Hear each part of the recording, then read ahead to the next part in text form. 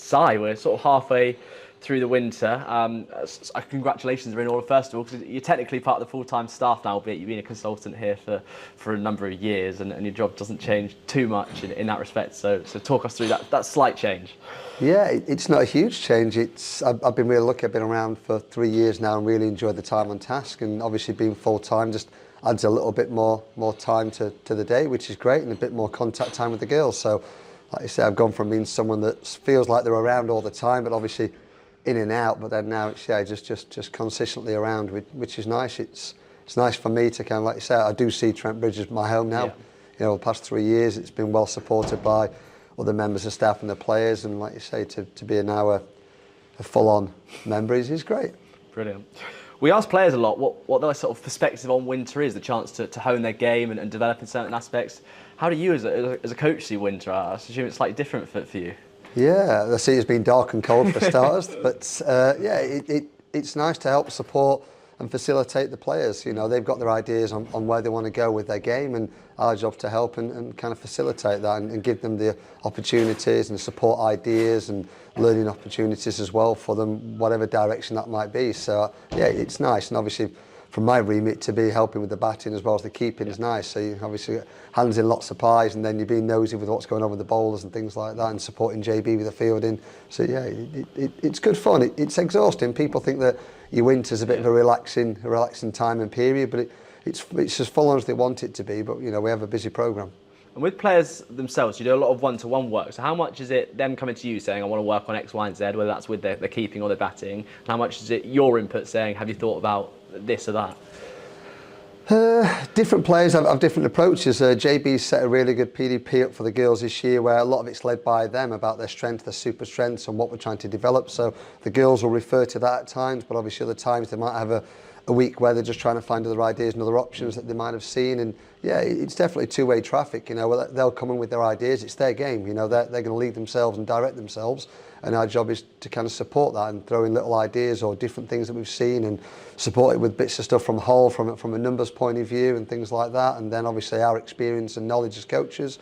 And sometimes, you know, it's just them saying, look, I want to go there, I want to see what happens with it. And it's great to see it develop. And does your input change once you get into the summer? I suppose during this phase there is a little bit more exploration and development in the summer. I can imagine it's a little bit more ticking along. What is your role as a coach during that phase? Yeah, definitely. You know, we're developing and exploring lots of things right now. And then as we start to get close to the summer, it's a case of, right, this is what we know, this is what we want. And then obviously tour comes in, so it's a chance to check, does that work in a game? If it doesn't, we'll come back and play around with it again, but hopefully tour gives us that great opportunity to see what works and what doesn't work, and then move from there. And those who have seen you on social media will know that you've got some funky ideas with regards to the wicket keeping. How do you come up with these sort of methods? Is it a case of sort of pinching and stealing from others, or a lot of them sort of born in your own head? How do they come up? Yeah, I mean, I don't sleep at night, which helps. There's things like that, but I mean, you're always trying to think of how can we develop ideas, how can we make it fun like any other coaching 9-year-old, how can you make it fun, how can we engage people? And then the skill is then how can we connect it to the game? So you've got the fun element, the excitement part here, you've got the realism of the game, and then somewhere in between it hopefully matches all these drills and it adds together. And it's like watching the ones on Instagram that are all good fun and work well, but there's been lots of mistakes and things along the way. But again, it's just throwing ideas at girls, let's give this a try. The girls are so open-minded. And when we first started, you know, we're able to challenge them and do difficult things, and it wasn't comfortable for them. And now they're really happy with the challenge side of it. So sometimes they'll come up with some ridiculous ideas, and we go with it, and it becomes a lot of fun and high challenge, and you know, they manage it really well. And how do they interact as a group of keepers as well? As you say, it's sort of a slightly funny position that only one of them can actually wear the gloves in a game. But how do they drive each other on in sessions when you're working with them? I mean, we're really big on when we're working together, we're trying to help each other. And then we'll have elements of that where we compete against each other as well. So we'll set up those challenges where it's right, it's you versus us, and we'll have that competitive side of it, and that's really healthy. But also other points, we're all just trying to make each other better. If we can help each other get better, we're all going to get better as a club. So we have a really good buy-in from all the girls. They get along really well, they're really supportive, but they're also able to challenge each other. So I think having that within us is a really helpful tool for us all getting better. In the next few weeks, you've got a new challenge as a coach of a new sort of boss, in effect, as a head coach with Craig coming in. Just want to touch on what it's like for you working under different people. Obviously, we had Guesty for a long period of time, brought a lot of success here. John Bateson, who's brought a sort of new lease of life to the girls as interim head coach, and then Craig coming in. How does that change what you have to do on a day-to-day basis? I think the great thing about the club is we're really big on the people. So we know Craig.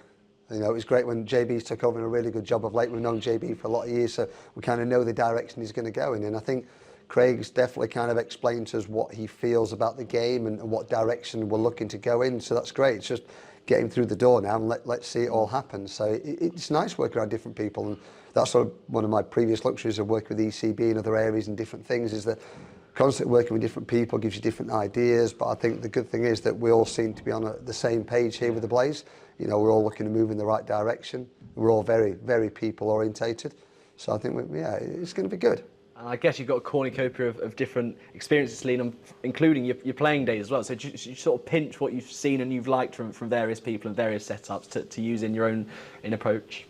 Yeah, I think it's always getting back to who you are and what you're about is the main characteristic. And then, just find people interesting. It helps. Being a keeper, stood around lots of people all day, it really helps. But it's finding people interesting, but also find out, you know, as the individual, why might they do that, or how might they approach that? And, you know, some things you'll steal, some things you won't steal, and it's kind of just making us well-rounded people helps make us a well-rounded coach. And just a final one on the field, obviously, 20 over cup winners last year, decent progress in the 50 over stuff as you look to the season and the seasons ahead. How do you see the Blaze sort of progressing over the coming years? Yeah, I mean, we're going to start off with the mindset as 3 trophies up for grabs, and we'd like to win all 3 trophies. I don't think we're in a position where, but like the men, where you might specialise in a certain area. Obviously, it's all still shorter format cricket, 20 over cricket, 50 over cricket.